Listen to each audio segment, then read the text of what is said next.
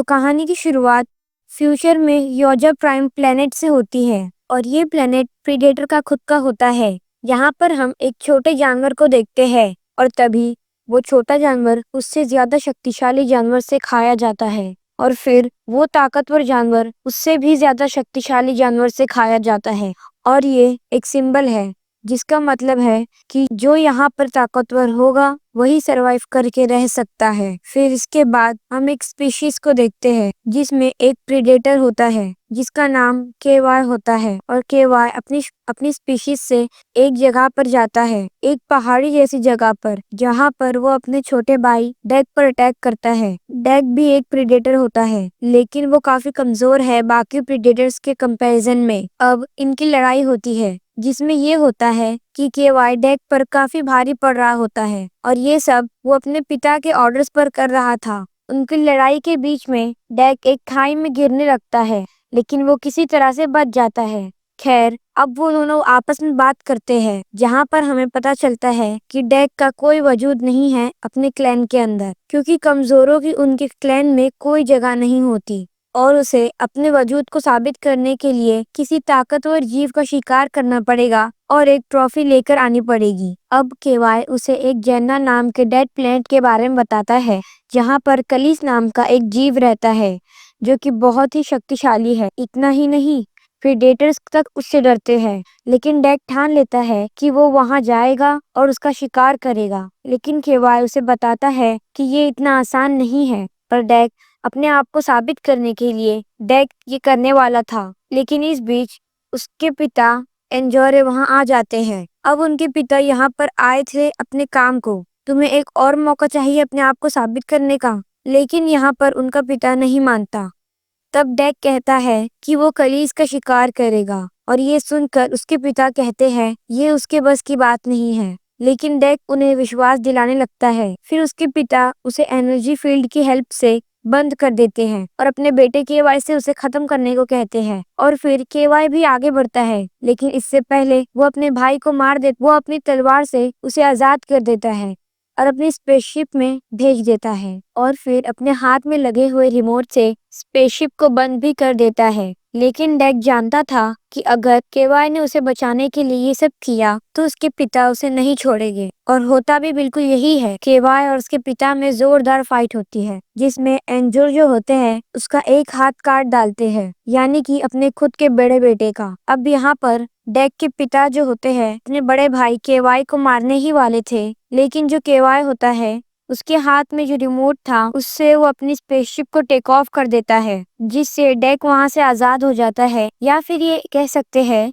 कि वो एस्केप हो गया था और इसके चलते वो सीधा जेन्ना प्लेनेट की तरफ जाने लगता है। अब रास्ते में गड़बड़ी होने की वजह से डैग की उस प्लेनेट के ऊपर क्रैश लैंडिंग होती है। डैग अब काफी गुस्से में था और गम में भी, क्योंकि उसके भाई की उसकी वजह से मौत हो गई थी। खैर, अब यहाँ पर वो तैयार होता है क्योंकि उसे अब किसी भी तरह से खलीस को मारना ही था और वो अपने हथियार तैयार करता है। जहाँ पर हम एक प्लांट की बेल को देख पाते हैं जो कि जिंदा थी और वो डैग के हथियार को निकल जाती है। डैग उसे देखता है और उसे समझ आता है कि ये जगह जितनी आसान दिख रही है उतनी आसान नहीं है और यहाँ पर कदम कदम पर खतरा है, यानी कि इस प्लेनेट के ऊपर हर चीज जिंदा है। अब यहाँ वो बेल उस पर अटैक कर देती है, लेकिन डैग अपनी तलवार से उससे लड़ना शुरू कर देता है और लड़ते लड़ते उसे समझ में आता है कि ये बेल बहुत जिद्दी है और इसलिए वो उन बैलों की रीच से बाहर निकल जाता है और वो काफी ऊंचाई पर चढ़ जाता है।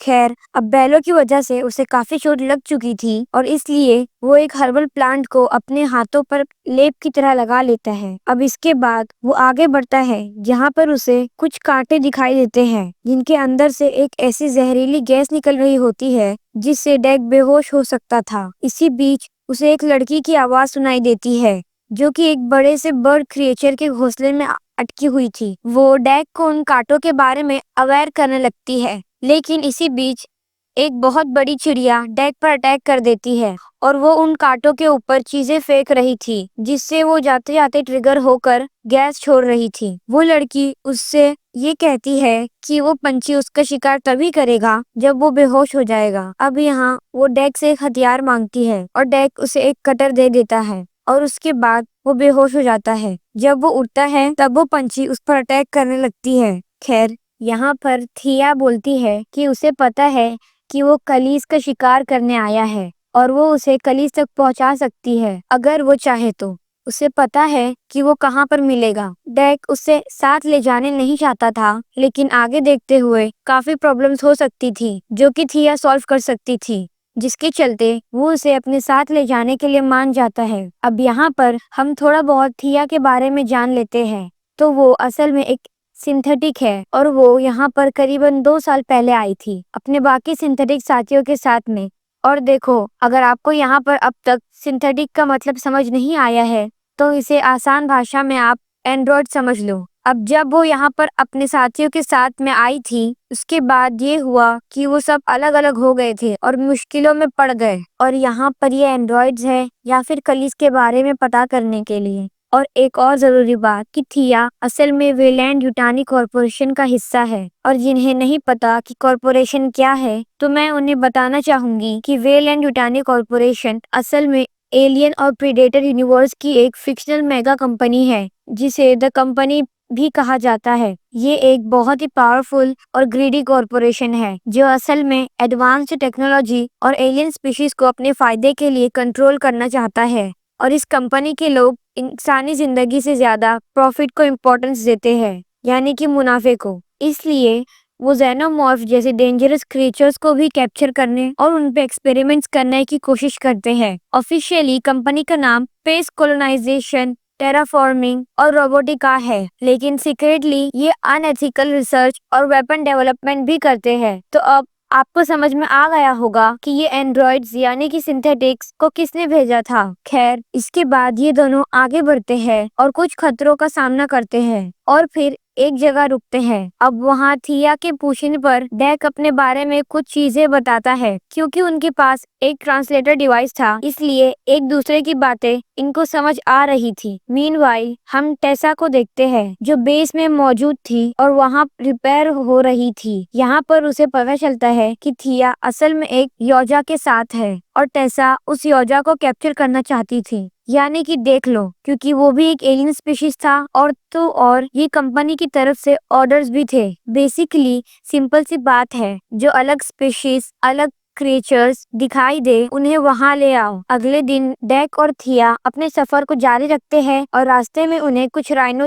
जैसे क्रिएचर्स दिखाई देते हैं। थिया बताती है कि ये जानवर कलीस का शिकार होते हैं और ये सुनकर डेक उसे कहता है कि फिर तो ये उनका भी खाना बन सकते हैं। लेकिन जिस जगह पर वो क्रिएचर्स मौजूद थे वहाँ पर गैस भरी हुई थी और ये गैस कोई नॉर्मल नहीं थी, बल्कि ये छुरी की तरह नुकीली थी, यानी कि बहुत शार्प थी। इसी बीच वहाँ पर एक और क्रिएचर आता है जो कि बिल्कुल बंदर की तरह दिखता है। और हैरान कर देने वाली बात ये थी कि ये क्रिएचर को थिया ने आज से पहले कभी नहीं देखा, यानी कि 2 साल से कभी नहीं देखा था। अब यहाँ पर ये जो मंकी जैसा क्रिएचर था वो उन राइनो क्रिएचर्स के पीछे पड़ जाता है और यहाँ पर डेक भी पेड़ के रास्ते उनका पीछा कर रहा था, लेकिन तभी वो गिर पड़ता है। लेकिन होता ये है कि उसने खुद को और थिया को बचा लिया था, वरना वो नुकीली गैस उनके आर पार हो जाती। अब वो लोग एक जगह रुक जाते हैं कि तभी वहां पर वो मंकी क्रिएचर आता है और उसके पीछे वो राइनो क्रिएचर भी थे,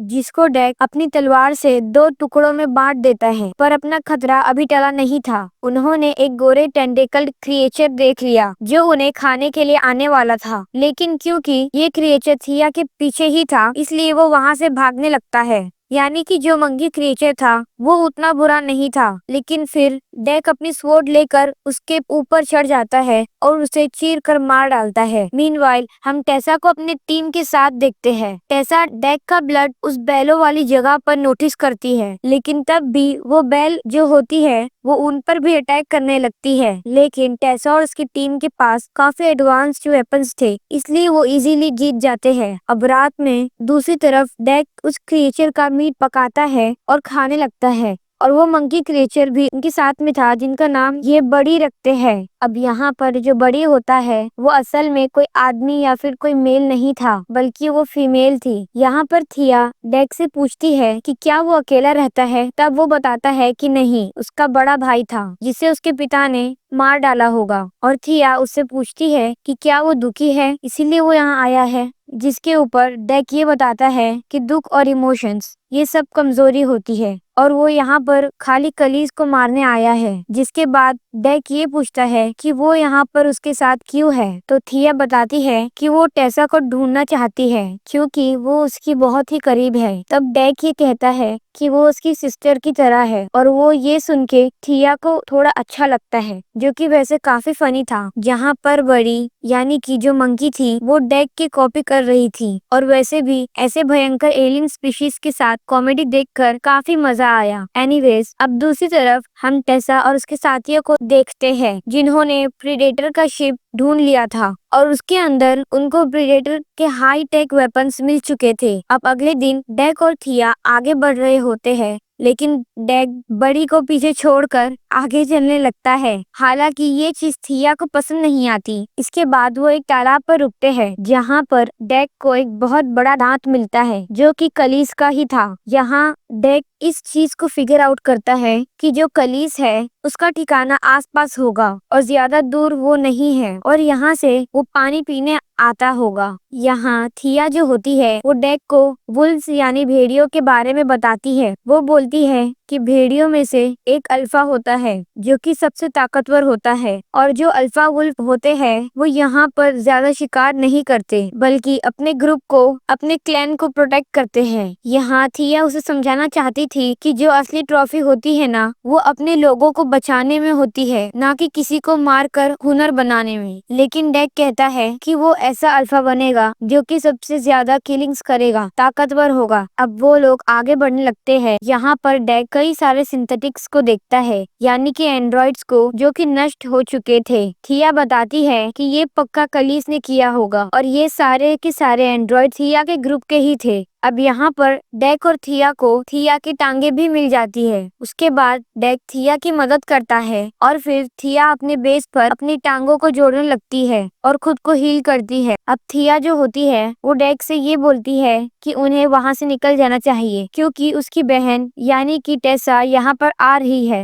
डेक कहता है कि वो कहीं नहीं जाएगा, कलीस को मार कर ही जाएगा। लेकिन थिया उसे समझा रही थी कि कलीस को मारना मुश्किल है और वो लोग भी यहाँ पर इसीलिए आए थे। लेकिन थिया को ये डर था कि वो लोग कहीं डेक को भी अपना शिकार न बना ले, मतलब टेसा और बाकी एंड्रॉइड्स। लेकिन डेक को कुछ भी नजर नहीं आ रहा था, उसे सिर्फ कलीस का सर अपने प्लेनेट पर ले जाना था। और यहाँ पर डेक समझ जाता है कि थिया ने उसे धोखा दिया है, उसने उसका इस्तेमाल किया ताकि वो यहाँ तक आ सके। लेकिन डेक जो था उसने ठान लिया था कि अब वो खुद ही कलीस को मार कर रहेगा। थिया उसे रोक भी नहीं पाती कि वो अपने आप को हील कर रही थी। अब इस बीच डेक बाहर आता है और बाहर आकर वो एक धमाका करता है और धमाके की आवाज से कलीस वहाँ पर आ जाता है और यहाँ पर होती है उन दोनों के बीच एक भारी फाइट, जिसमें कलीस डेक को धूल चटा रहा था। लेकिन डेक उसी का एक हिस्सा काट देता है, लेकिन उसके अंदर हीलिंग फैक्टर थे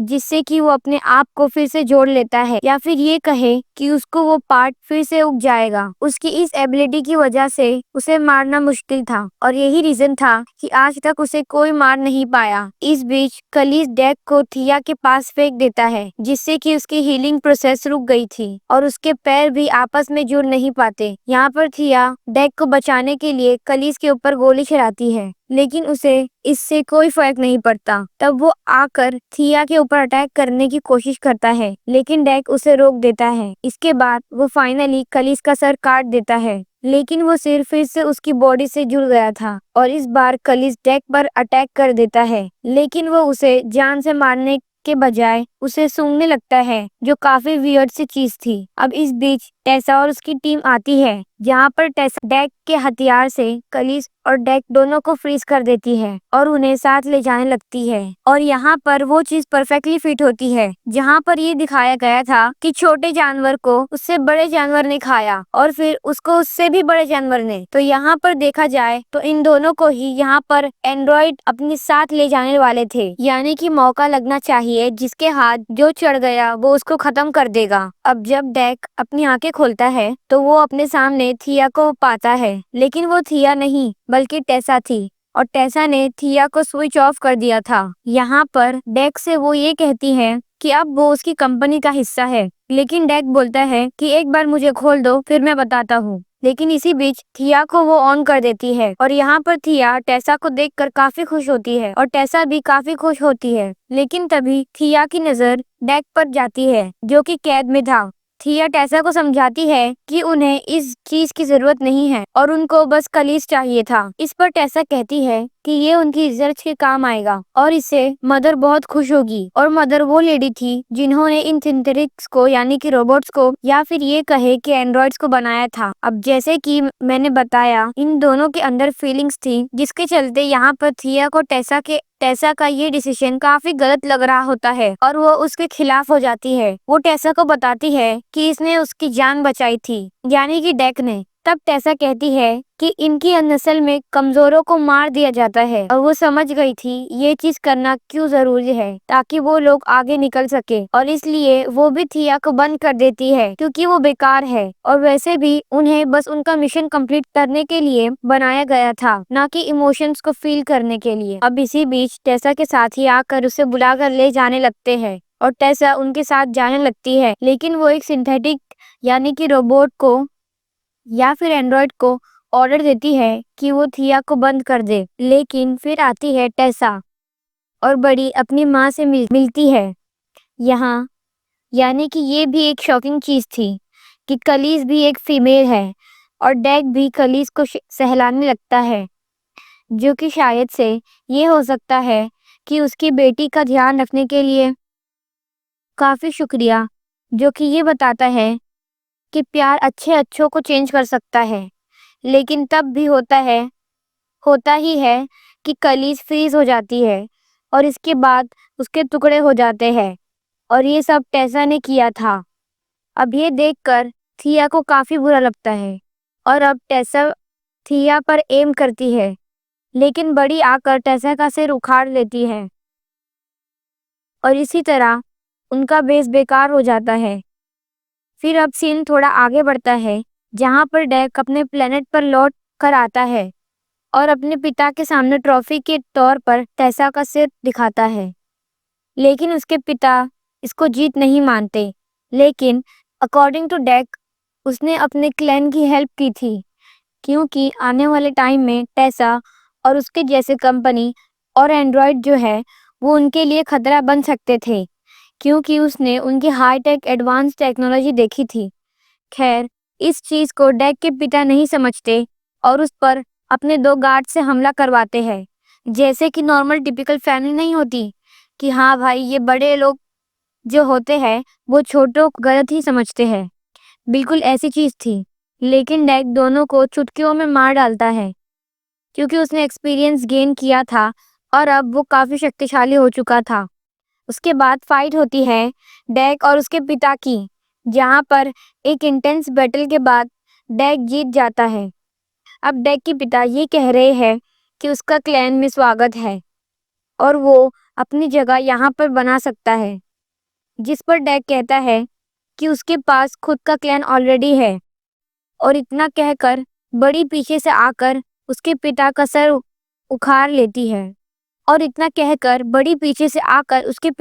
उखाड़ लेती है और उसके साथ थिया भी थी। मतलब कि अब ये लोग एक टीम की तरह थे और तब हम देख पाते हैं कि बड़ी अब काफी बड़ी हो चुकी है, यानी कि अब वो अपनी माँ जैसी खतरनाक बनेगी। लेकिन ऑब्वियस बात है कि यहाँ पर अब वो डेक की टीम का हिस्सा थी। पर आता है इसके बाद में मिड क्रेडिट सीन, जहाँ पर डेक बड़ी और थिया के सामने एक शिप आती है, जिसके अंदर डेक की माँ थी। मतलब कि अब वो डेक को मारना चाहती थी, लेकिन ऑब्वियस बात है कि फाइट के लिए डेक अब हमेशा तैयार था, क्योंकि उसके पास उसका क्लैन था। और सबसे बड़ी बात कि यहाँ पर योजा क्लैंस के अंदर जो फीमेल्स होती है ना, वो ज्यादा शक्तिशाली होती है। इनफैक्ट जो ब्रीडिंग करने का, बच्चा पैदा करने का राइट भी होता है, वो उनके हाथ में रहता है। यानी कि वो चूज करती है कौन ज्यादा शक्तिशाली है, जो एक्सप्लेन करता है कि यहाँ पर क्यों डेक के पिता उसे मारना चाहते थे, क्योंकि वो नहीं चाहते थे कोई भी आगे चलकर कोई भी कमजोर वॉरियर पैदा हो। और इसके साथ ही द प्रेडेटर बैडलैंड्स मूवी यहाँ पर खत्म हो जाती है।